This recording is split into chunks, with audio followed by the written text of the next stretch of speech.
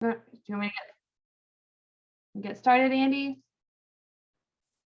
Yes, and I do not see Dr. Falah. I did send her an email. Okay. So she may jump in, just so everyone knows. She's one of our 3 panelists, but she is in Libya. She asked me to let you know that. So she said her connection could be unpredictable, obviously. So we do have our other 2 here, so we'll start with them and go from there. We're going to start with Amy Beaver. Amy is a genetic nurse navigator at the CAMC Breast Center. Hereditary cancer genetics play a huge role in cancer care, and as a genetics nurse navigator, she focuses on the many barriers West Virginia patients face regarding access to high-risk screening and genetic testing. Her most important goal is to help her organization recognize the genetic testing disparity in West Virginia and help bridge that gap for our patients and providers, allowing us to offer the most advanced care. So, Amy, the floor is yours.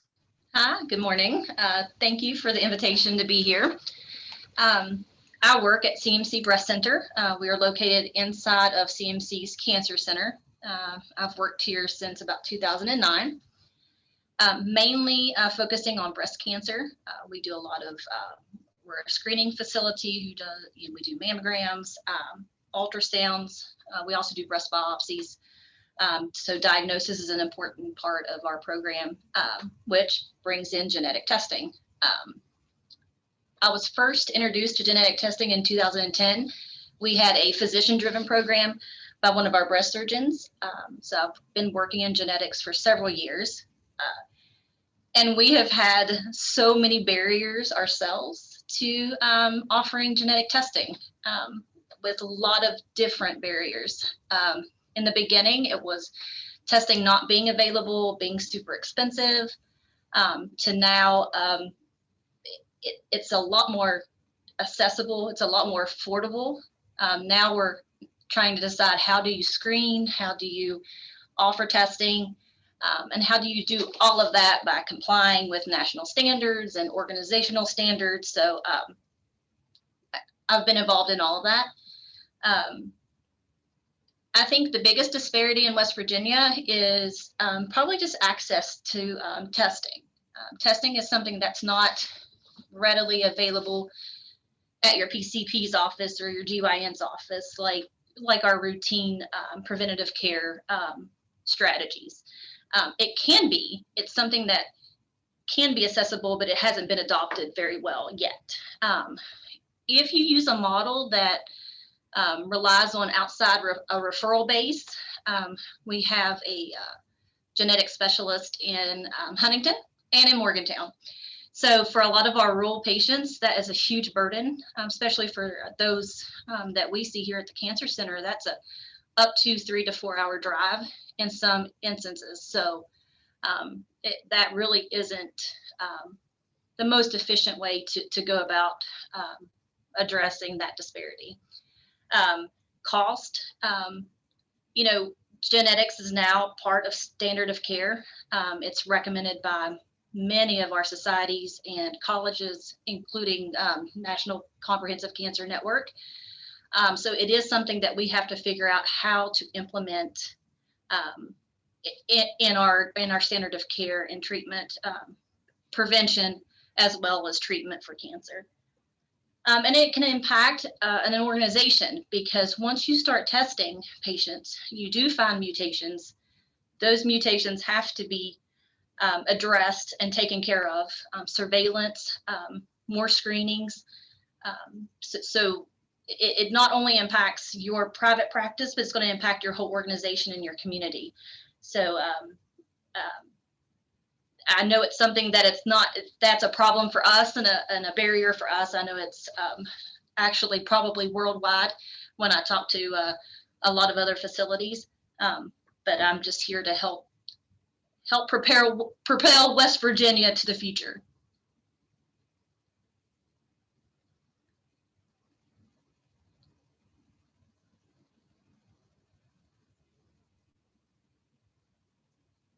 Hi.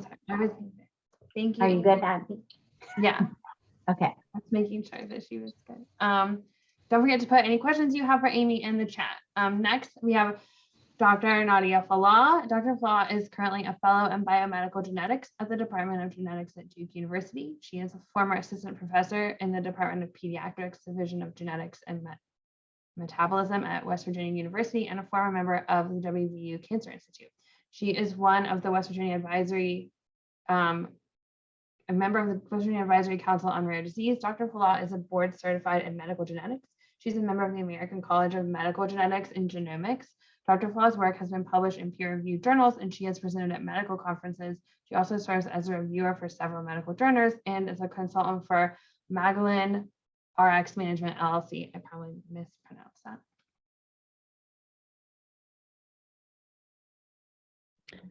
Hello, and thank you so much for inviting me for this important meeting. I hope that you can hear me well. I'm actually in the other part of the world. I'm currently in Libya. I wasn't aware of the time difference, but I received an email that the meeting starts now, so I joined. I don't know where you guys are at. Do you guys have any questions? Should I start with the questions that I have describing the genetic service that I used to provide in the cancer center? Just let me know how should I start, and I'll be happy to. Dr. Falah, we're gonna hold all questions until everyone is done presenting. So whatever you wanted to present on, you can do that. Everyone gets about 5 minutes, and then we'll ask everyone's questions at the end.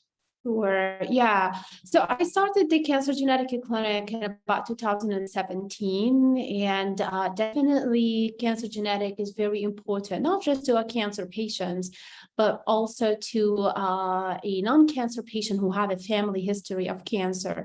A lot of people are not aware of how genetic testing can be very, very helpful in cancer prevention and early detection because of the advance of genetic testing that has been in the past 5-10 years, and the new recommendations from the NCCN guideline that has been updated almost every year regarding preventive surgery, preventive chemotherapy, patient awareness. So all of that has advanced lately. And again, not too many centers you're using cancer genetics for a lot of patients, but very few referrals that can be done for those with a family history, especially if the patient have a family history that has never been investigated, the 3-generation family history intake.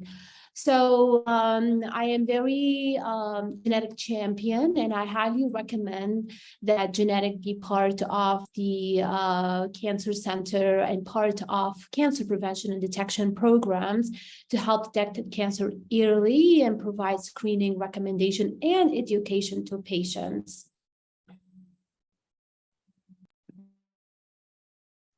Thank you, Dr. Falah. Last but not least, we have Haley Heinsberg. Haley currently serves as the Director of Public Policy and Advocacy at the West Virginia School of Osteopathic Medicine. Prior to this position, she served as the Director of Education for the Center for Rural and Community Health and assisted with the inception of the center in 2010. Since 2004, she has held various positions at West Virginia School of Osteopathic Medicine, including working in admissions, graduate medical education, and serving as the Southeastern AGC Assistant Director and Executive Director. Thank you for being with us, Haley. Thank you so much. I'm happy to be here. So I've been asked to come from a personal perspective today to share my story. This goes way back. So in 1978, my mother was diagnosed with colorectal cancer, which had metastasized to her liver. She had gone in for what she thought was going to be a gallbladder removal.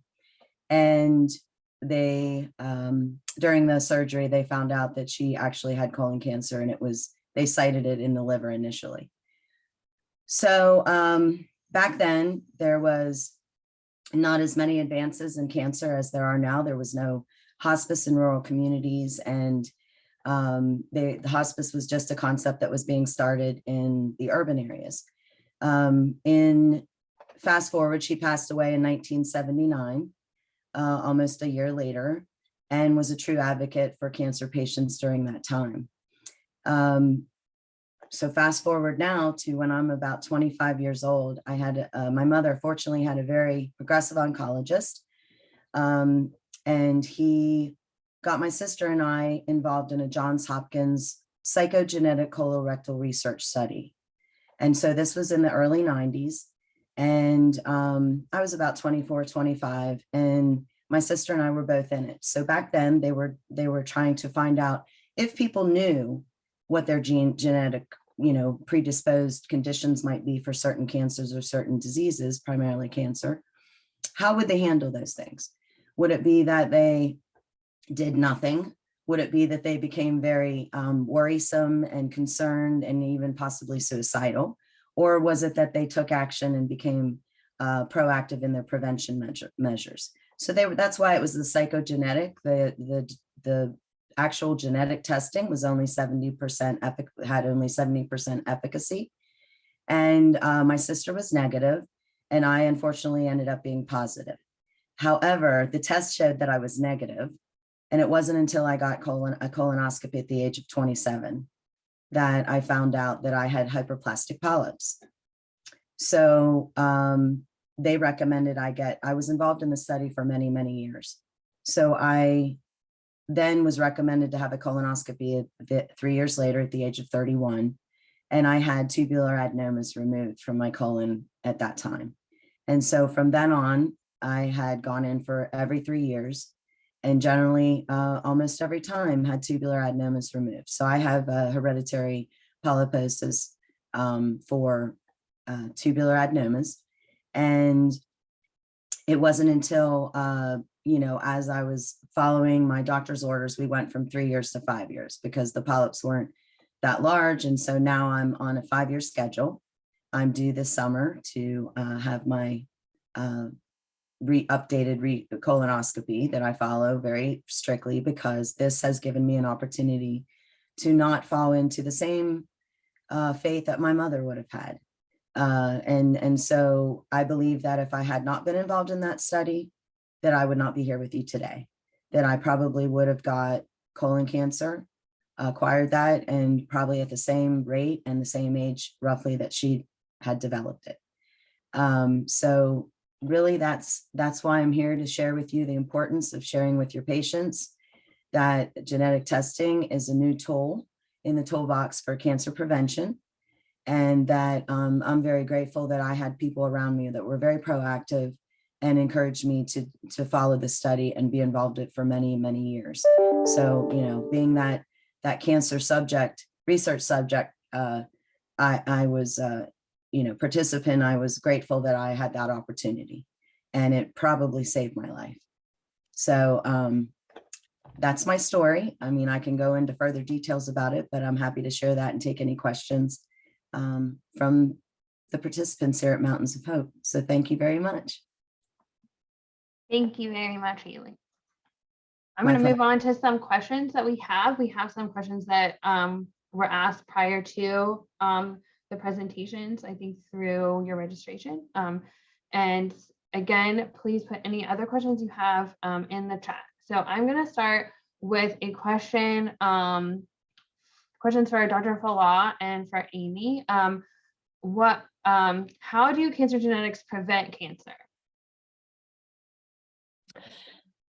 So this is a very good question to start with. Let's say that there was a family history of breast cancer at a young age, and a person who is in their 30s comes for genetic counseling and get genetic testing done, and patient meets the NCCN guideline or the criteria for possibly hereditary breast and ovarian cancer syndrome. If the patient is found to have a cancer gene, let's say a BRCA1, BRCA2, check mutation, check 2 mutation, patient can be eligible for extra screening, which is a mammogram, and after 6 months, an MRI.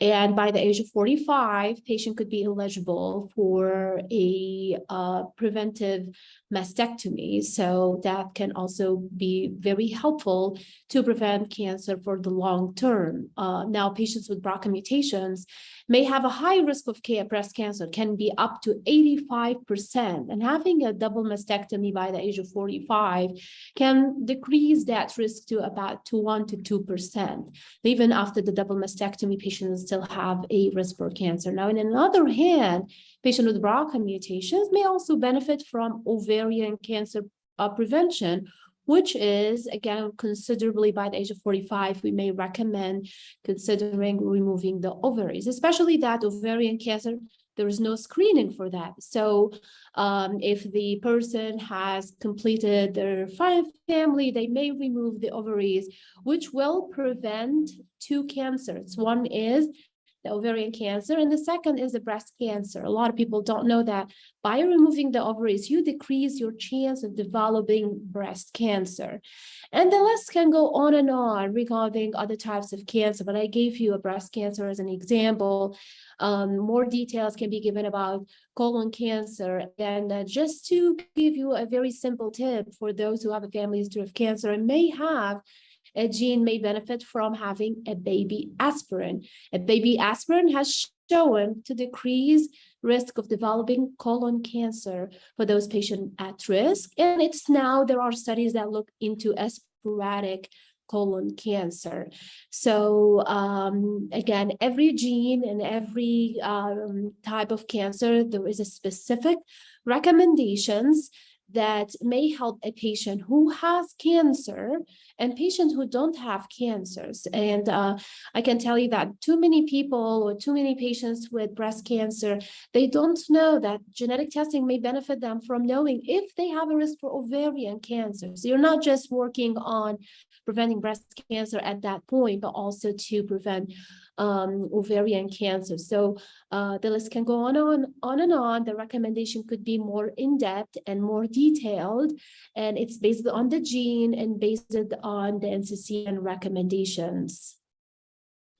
Thank you, Dr. Fala. A question for Haley. How does knowing your genetic predisposition for colon cancer affect your behaviors?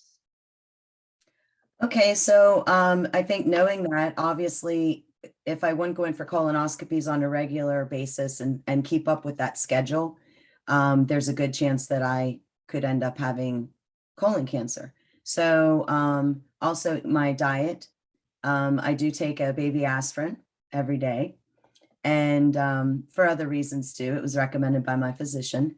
There are just some things, you know, that as far as staying, having a good lifestyle, as far as wellness, getting some physical activity. I'm a big gardener. I kind of try to eat healthily as much as possible. I eat more vegetarian dishes, things like that, and things that are recommended like high fiber and things like that, that I try to get in my diet. And so that's part of my behaviors, but also I will share with you, you know, back when I was a teenager into early stages of college, my father was a big smoker. My grandfather was a smoker. And so my mother had never smoked, and she had always held a very healthy lifestyle. And I think back then I thought, well, my dad smokes, my grandfather smokes, and my grandfather lived to be 93, and my father's still living. He's going to be 79 this weekend, actually. And that they didn't have any trouble. And I think psychologically, it kind of, at that time, I was like, young and also not as well educated, and got into that habit of, you know, a cigarette every now and then and things like that. So as I got older and more educated and realized that that was probably not a good choice for my, you know, predisposed genetic status, I, you know, quit smoking. I wasn't a big chain smoker or anything, but definitely that had changed in my behaviors. As well as, you know, just really following a healthy diet. And also the main thing is getting colonoscopies, because only once in my life did I have a colonoscopy that I didn't have a tubular adenoma or some kind of hyperplastic polyp removed. And so that's something that I think is very valuable to me, that I knew that, and I followed those recommendations. And basically I attribute that study long ago to help type genes and find out what, you know, what people had that could give them mutations and in different mutations in their history with family, that I really probably wouldn't be alive right now, and might have had the same fate as my mother. So I follow that religiously. I even tell my, you know, new primary care doc that I just got this summer that, okay, I'm due for my colonoscopy here, so I generally go with, and, you know, I need a referral for that.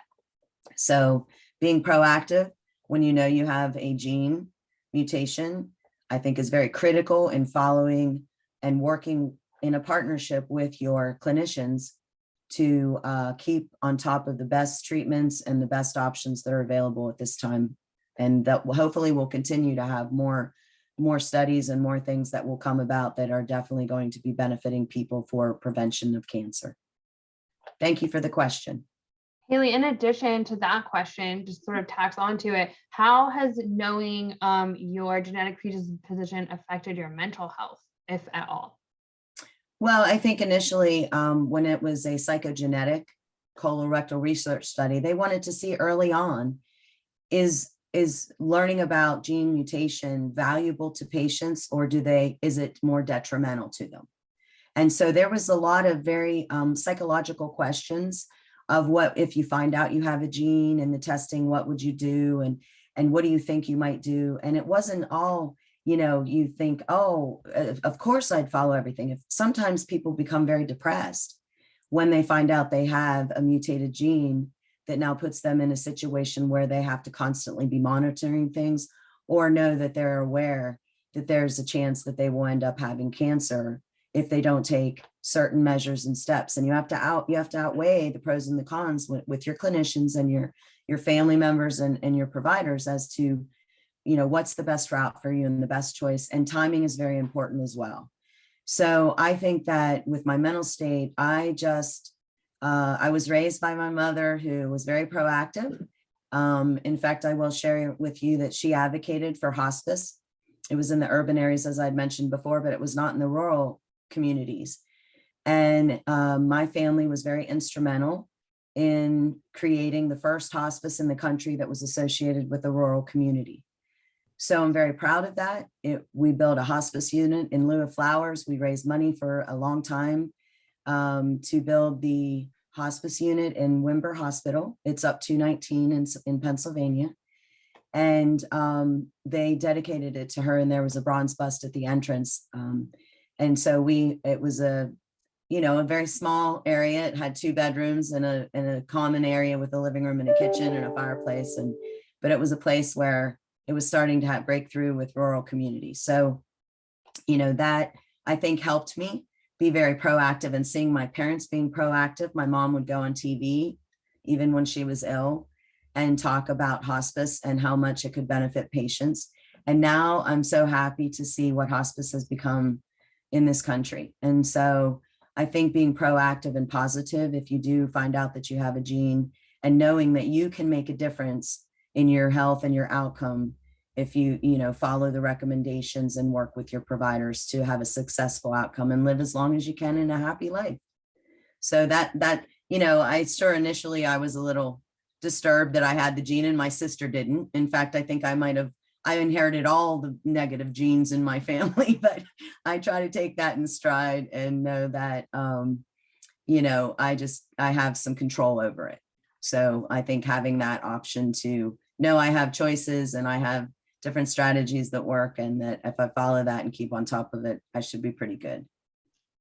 Thank you, Haley. Amy, can you talk about the insurance piece? We're saying that this is very important. So by and large, does insurance cover genetic testing?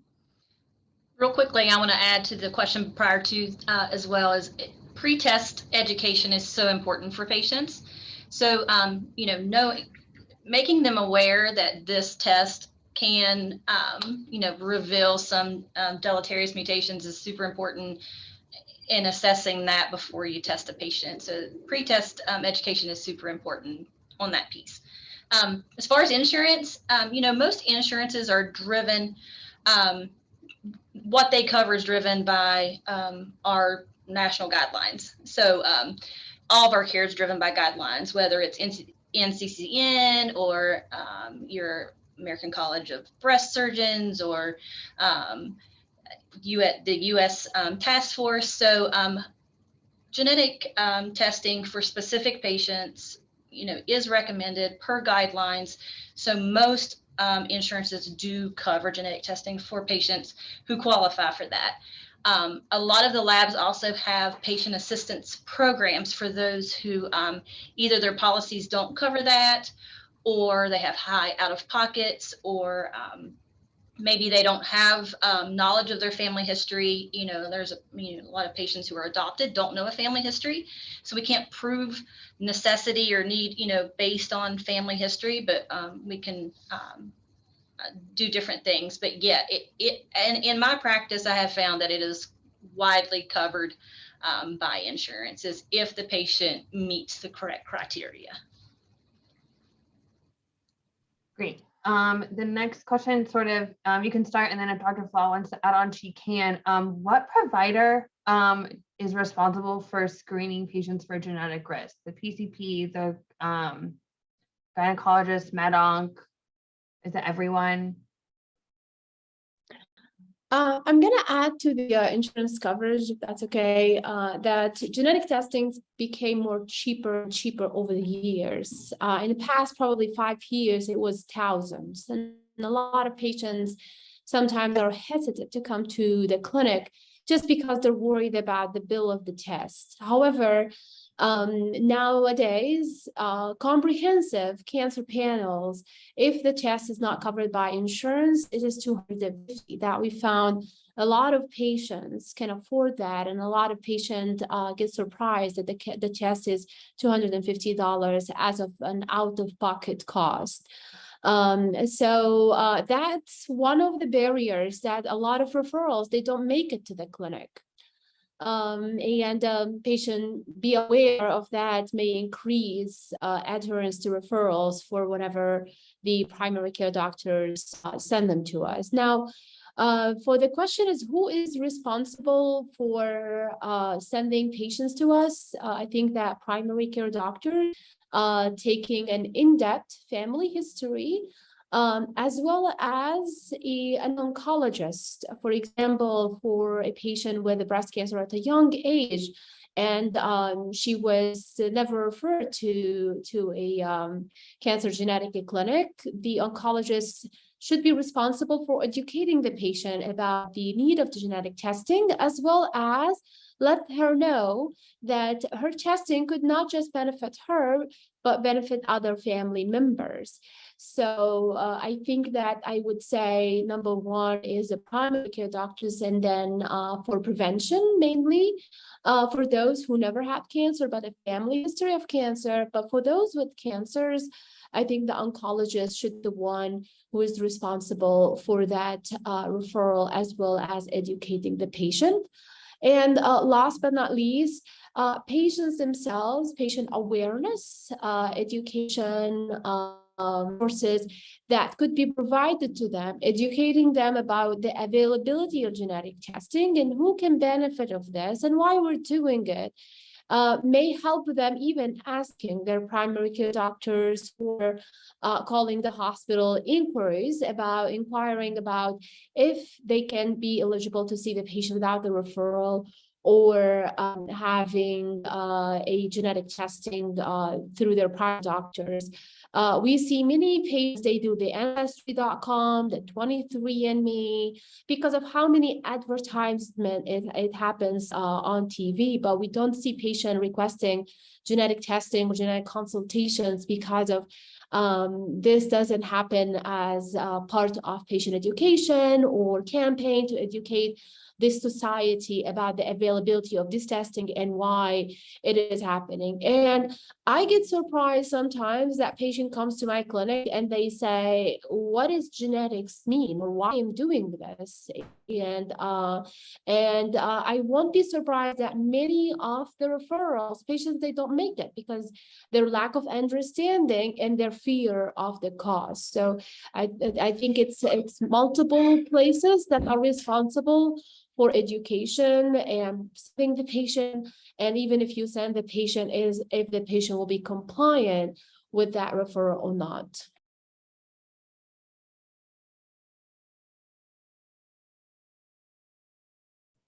You're muted. Amy, do you have anything to add to that? Just in my experience, over the last couple of years, we've tested, over 2,000 patients, and the biggest barrier I think for my patients is their question is, how much does it cost? That's almost always number one. And like Dr. Fala said, it's become much more affordable. Occasionally, but rarely, do I have patients decline based on not wanting to know, but that is probably my second most common reason for declining testing. But number one would be the risk of out-of-pocket expense. Sort of in the same vein about who's responsible for doing the like the last question asked, how often do you see referrals for genetic testing coming from primary care providers, and how can we improve risk assessment and referral from non-oncology providers? Amy, if you want to go first, and then Dr. Flaw probably has some ideas too. Oh gosh, it's huge. Because we went through a time here at the breast center where we had a genetic counselor on staff, and she did accept outside referrals, and we were inundated with referrals from all over and from all practitioners. It is not something here that I see that practitioners are comfortable with. My GYNs are probably far more comfortable with testing and education, more so than PCPs. As far as high-risk screenings, like specific screening models being implemented in PCP center, I don't see that. We don't see that very often. There are multiple models that you can use to predict a patient's risk of different cancers. So yeah, it is something I think the education has to start with the providers. I think there is definitely a disparity there. But I think if they knew how easily accessible and affordable the testing is, and the resources that are available, either telemedically or so on, I think they would be a lot more, willing probably to address that in their practice. Dr. Flaw, do you have anything to add to that?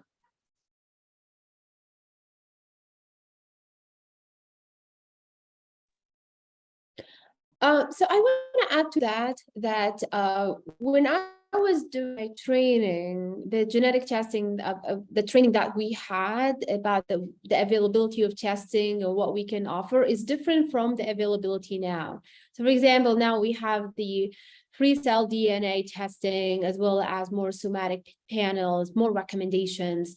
And even the NCCN guideline changes every year. Now, thinking about that, I am concerned about the providers that have training in the past 20 years, 30 years, where their genetic testing incorporated in their training, their exam. I know that the board exam happens every 10 years, and sometimes we get the CME, continuous medical education.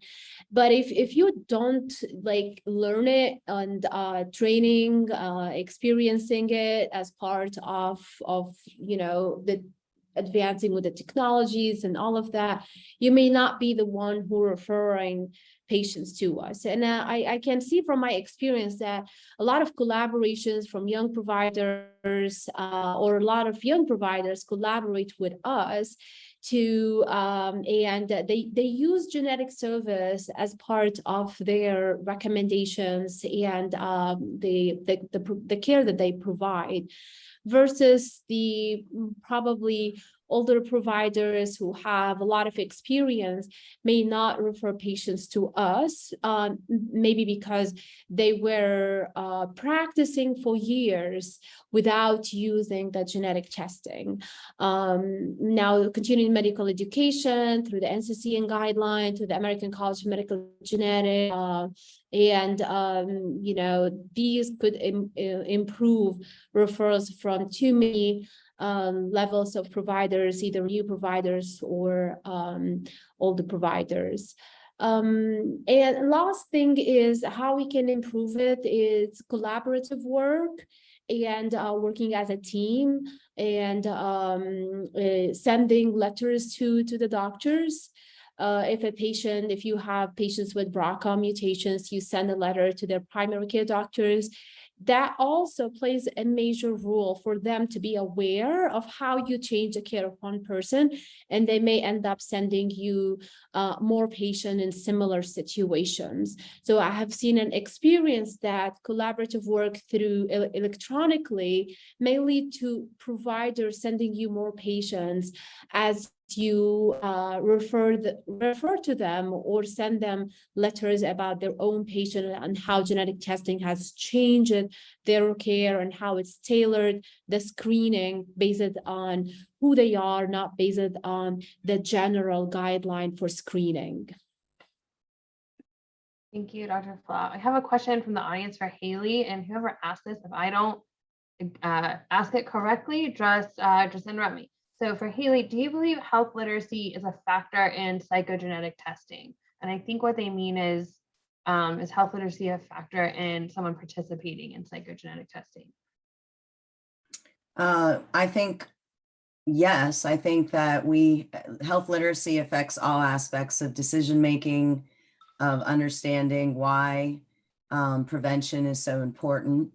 And I think back when I had this opportunity, as I refer to it, to join in this very long, multiple year study, is that they were trying to figure out what it was exactly that is for the recommendations of this, should the genetic testing move forward. So that's comes along with the, education prior to having your, gene testing done, and helping them to understand then what they do with those results. Because there were people in the study that were not, did not have the level of health education that I had at the time. And like I said, my mom was very fortunate to have an oncologist that brought the whole family in and talked to us all about everything and gave us every opportunity that we had down the road. Even after my mother passed, I stayed in contact with him for many years. So I feel very fortunate because not everybody has that. And so I was explained, why we were doing this test. Did I want to do it? And there were other people in the study that took it very hard that they had the gene, and they became very depressed. And so they didn't really understand that there are truly, this is an opportunity that you then can be proactive and you can do prevention, and how important prevention is. So, and also how your lifestyle also influences those potential outcomes and healthy choices that you make.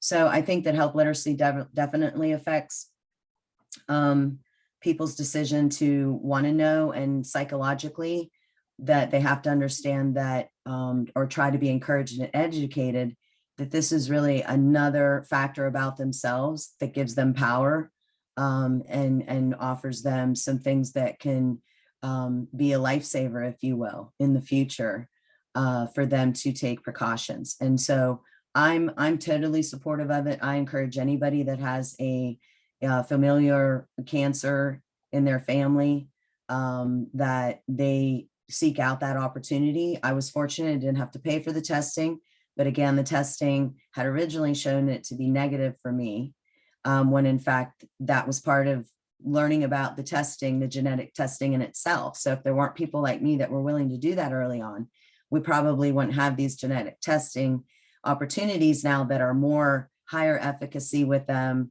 And so that's why I think the study was so long. I had to get colonoscopies. I had to follow this, study protocol and procedures, and really help to develop what Dr. Fala and Amy are talking about. And so where they're at, I, was part of the initial scary part of, we didn't really know back then, but glad to be a part of it. And really, truly, I am so grateful that I did participate that, because I can, probably say for sure that I would have probably had the same fate and would have had colon cancer, full-blown, maybe metastatic cancer by the time I was 35 years old. But I'm still here, and I'm getting that colonoscopy in a couple of weeks. So, I just keep trying to follow that. And if they find out they're worse and I have to go back to every 3 years, then that's what I'll do, or every year if I have to. But I will say the cost of healthcare and what I've seen over the years of what colonoscopies cost, the procedure hasn't changed that much, but boy, the cost has. And it's pretty outrageous for a preventive procedure. And I'm a big advocate now, obviously, with my job. So I'm outspoken about that on advocating for patients and healthcare system in itself, that preventive measures should not cost $10,000, you know? And so and I recommend everybody to get those colonoscopies and get the mammograms and get all those preventive things. And again, I will mention one thing that I wanted to talk about health literacy, is that sometimes people go with the recommendations, and I have been known to be outspoken and educate myself. And, you know, I got the HPV vaccination when it wasn't recommended for me because I was too old. I said, well, I've done my research and I still want to have this, even though it's a recommendation. It does not mean that you can't get these services earlier, the screenings, because I had to fight with the insurance, if you will, get letters from Johns Hopkins, get letters from my provider, and go through this whole write-up to get a colonoscopy. I guess it was in 1993 at the age of 27, because it wasn't recommended for my age group then. So you have to take into consideration that people's genetics and what they're predisposed for can change those recommendations, and that people need to be educated and increase their health literacy around their own self and what's going on with them and their family, and understand that.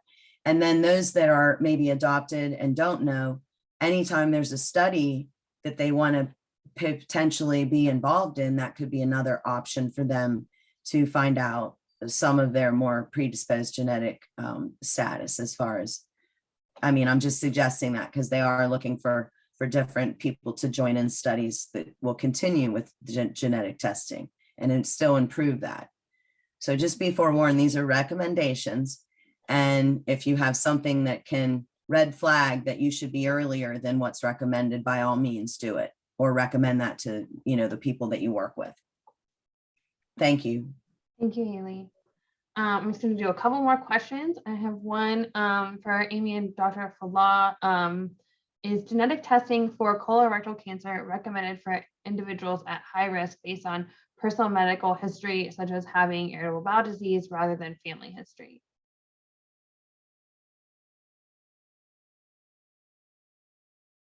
Dr. Falah, do you want to tackle that? So I would say that there is a guideline and a criteria for who genetic testing should be offered to. Depending, we know that the number one risk for cancer is age. When we get older, our risk goes higher. There's no way that we can change that. We have a history of colon cancer at a young age, and that is considered before the age of 60. Any colon cancer at the age of 40, the patient should receive genetic testing. There are also some histopathological findings that suggest that you might have a cancer genetic risk that may cancer happen, and may also increase the risk for recurrence.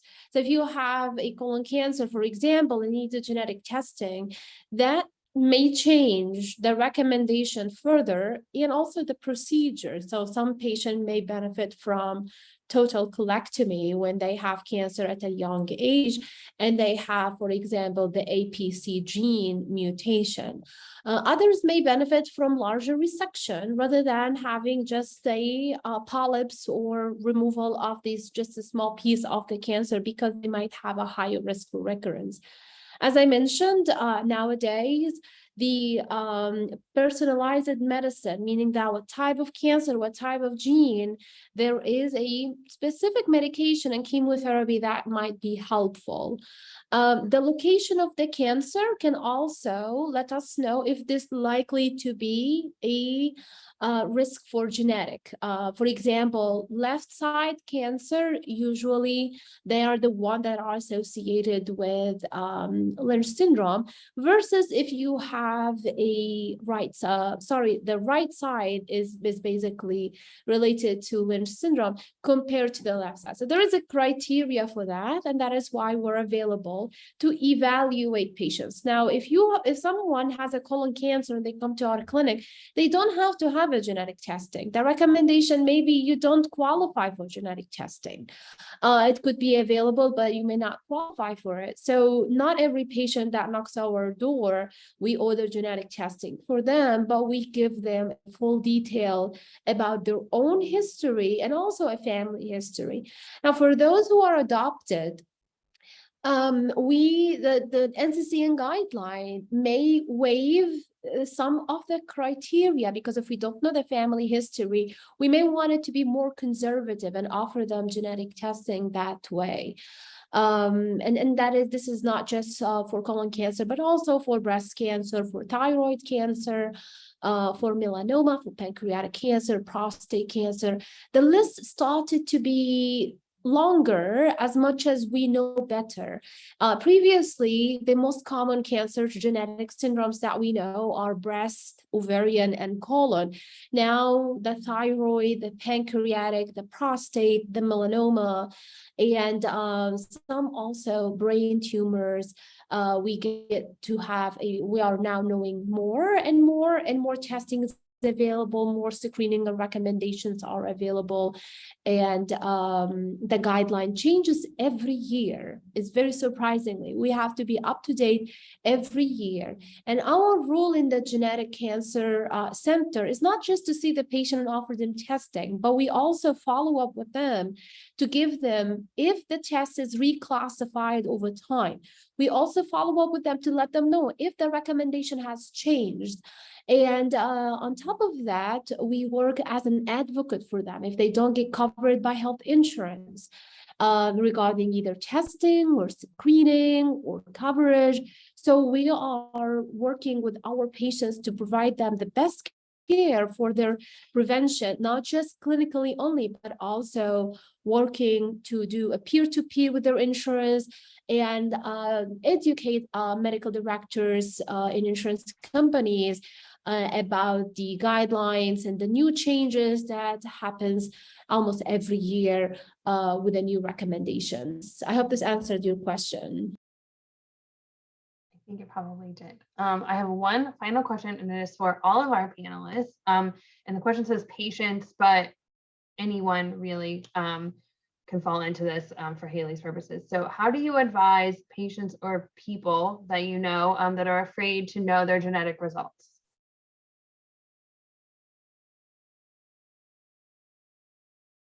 Anyone can go first. I actually see that question very often. Some of the patients are afraid about psychological factors, others are afraid about health coverage. If they will be discriminated about, their health, discriminated about their health coverage or medical insurance, life insurance based on their genetic information. And what we do, it's actually part of the genetic counselor. We give them a full education about what is the test can give them and how the test can benefit them, in addition to also some side effect about anxiety or stress. We basically do not offer any genetic testing that has no benefit to the patient. For example, patient who comes to us saying that I want to do Alzheimer's testing. I have a family history of Alzheimer's. And then we tell them it is not recommended that we give you that recommendation or that genetic testing, because if you test positive, there's nothing that we can offer. It's very and not medically necessary that I give you a genetic testing that does not change your care or you don't benefit from their care. This is completely different from what we offer in the cancer genetics. Genetic testing offers new recommendation and offers a personalized medicine. We will be offering the patient a screening that is based on the patient, not based on the general population. The other thing I usually describe to my patient that genetic testing is not going to change you, but what it does, it's basically similar to I examine your car and I tell you that you shouldn't drive more than 60 miles per hour because that may give you a high risk. This is not kind of similar to what we offer you with genetic testing. We're not changing you, but what we do is we tell you that you have a high risk of this, and we recommend you to have more screening, maybe a chemo prevention, maybe a simple aspirin that may save your life and also save other family members of life. We see a lot of patients that get worried when they come to the clinic, but by the time you give them a detailed counseling and an education about the test, and of course the patient has their own decision, they have to make the decision on themselves if they want to do it or not. And also I make sure to let them know that saying I don't want to do genetic testing is not going to hurt my feeling as a recommending the genetic testing. It's their own option. Sometimes we send patient home with kids. We ask them to think about it. And if they want to do it after a full education, they can send the kid to the lab. Most of our patients, like 99%, they will do it after they receive the information and the counseling. Now, the other thing that I wanted to talk about is the discrimination based on their health, based on their genetic testing. Now, they have to know, or part of the counseling for us to tell the patient that health insurance by law cannot discriminate you based on your health information and your genetic results. However, life insurance may decline your coverage, may increase your premium. So we recommend for them, if by law they can do that, we recommend that they start applying to a life insurance if they want to do it before they receive the results. And that is all, because most of our patients are worried about the medical insurance, that they can decline their coverage once they know that they have a high risk for colon cancer, for example, or breast cancer. But that information has to be clarified. And again, this is all part of the genetic counseling. We spend almost an hour with each patient, educating them about what they are going to have, as well as we give them the full option to understand the testing and to make that decision. As I said, most of our patients, 99%, they continue with testing after counseling. Their facial expression, their anxiety is completely less after the end of the conversation and explaining them what this visit is all about. I hope this answered the question, and I will let Amy or Haley answer from their perspectives.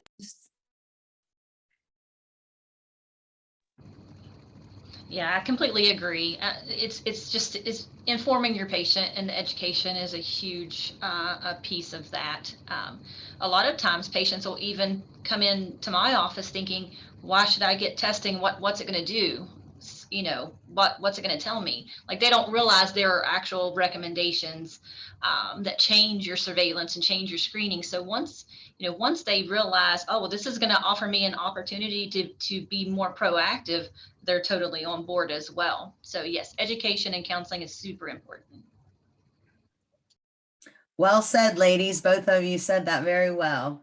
And I obviously agree with all of that. I think my situation, when I know people personally and I tell them about the situation, and they'll ask me questions about my life, or, when did she die? You say, well, she was diagnosed at 35. They gave her 6 weeks to live, and she lived a year and 1 week and passed a year later. And so I think that sharing a personal story, mainly with people that I know personally, has eased their mind of the fact that it really has been a lifesaver for me in my life by knowing this, because, I had more tubular adenomas early on when I was getting screenings than I do now. And so I might have got over that hump, so to speak, I mean, I still have them and I still go, but they're not as large and they're not as prevalent. And so I think that sharing a personal story, especially in West Virginia, sometimes that hits home with a lot of individuals, and they find that having a trusted community member or a friend that they can talk to about, they're scared maybe to find out. And I also say, if you have kids, that it might benefit, to have that. And then later on, depending on your status, genetic testing, what the outcome is, that you can save generations from a lot of disparities with certain types of cancers when you know.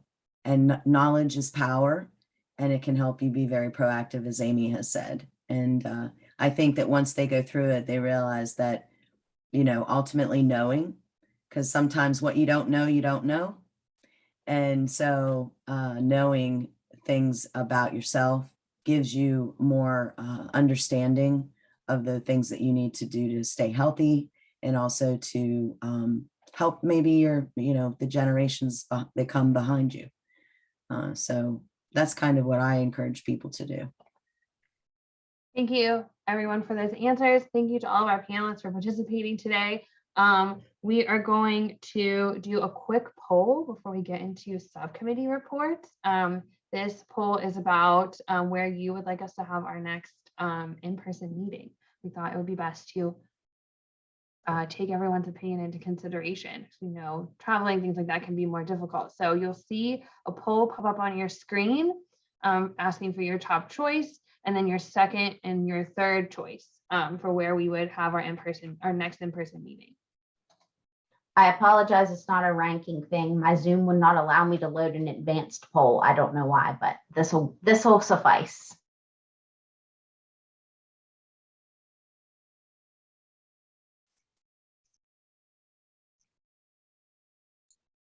While you guys are doing that, I just wanted to thank you so much for this opportunity to share with you today, and also commend you for all the work you do on behalf of people that, have cancer, and helping them with genetic testing, as Amy and Dr. Fala do. So I just want to thank you so much and wish you all a great summer, safe and happy, and be well. And I appreciate being with you today. Thank you, Haley. Thank you to all of our panelists again for participating. This was very informative, and especially thank you to Haley for giving us a patient perspective. It's something we have been trying to include in a lot of our meetings, because sometimes we are so busy with the medicine that we forget to ask the people that experience it. So thank you for providing us with that valuable insight. My pleasure, Abby. We have 33 people have answered our poll. So whenever Andy wants to end it, she can.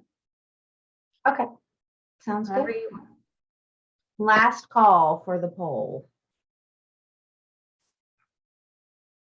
Your options are Bridgeport, Charleston, Roanoke, which we would be at Stonewall, or in Somersville.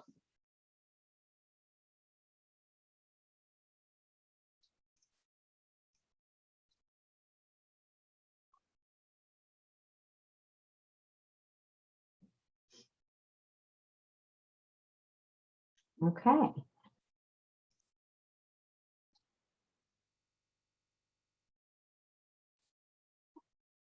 Okay.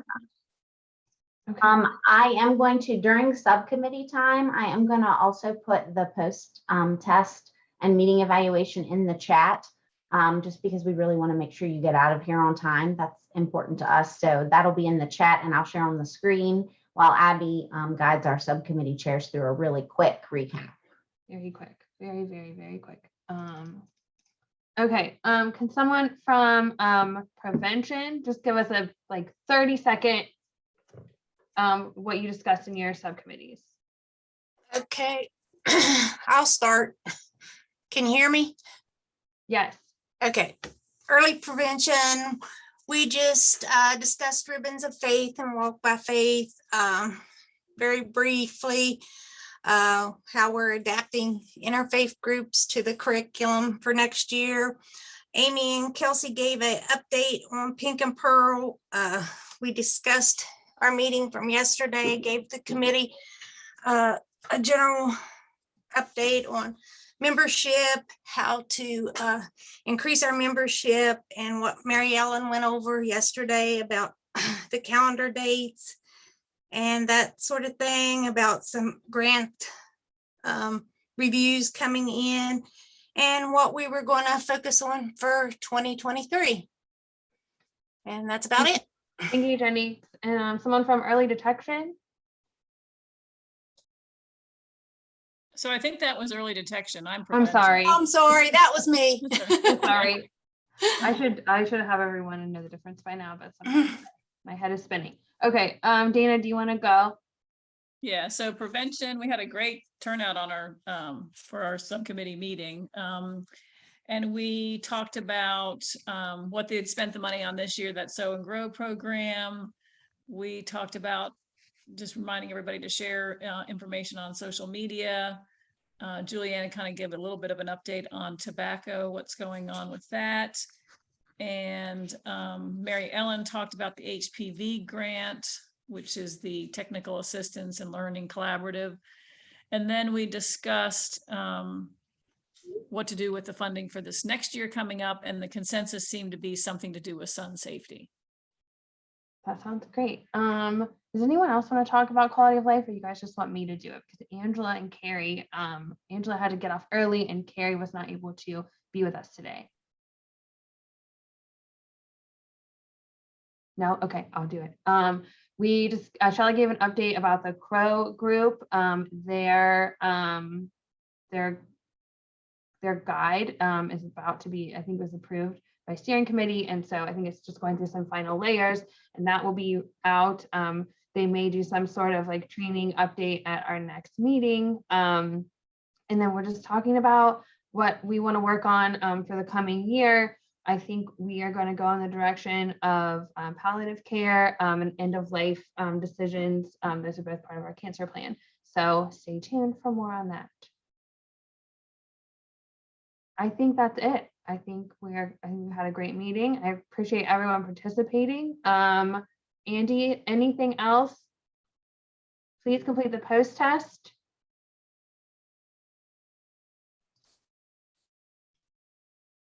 Thanks, everybody. It was a great meeting.